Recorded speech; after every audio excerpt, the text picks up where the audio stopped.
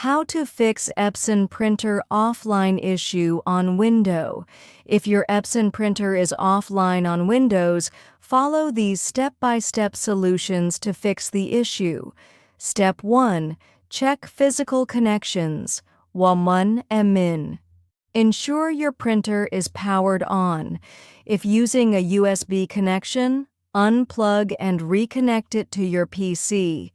If using a Wi-Fi printer, ensure the printer and PC are on the same network.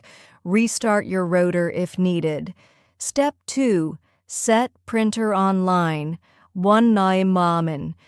Press Windows +R, type Control Printers, and press Enter. Right-click your Epson printer and click See What's Printing. In the new window, click Printer, top menu, and uncheck Use Printer Offline, if checked. Step 3. Set Epson as default printer. 1 min.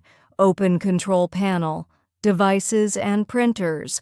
Right-click your Epson printer and select Set as default printer. Step 4. Restart Print Spooler service. 1 min. Press Windows +R, type services.msc, and press Enter. Scroll down to Print Spooler, right-click, and select Restart. Close the window and check your printer status. Step 5.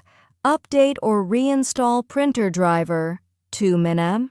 Open Device Manager. Press Windows +X, then select Device Manager. Expand Printers, right-click your Epson printer, and select Update Driver.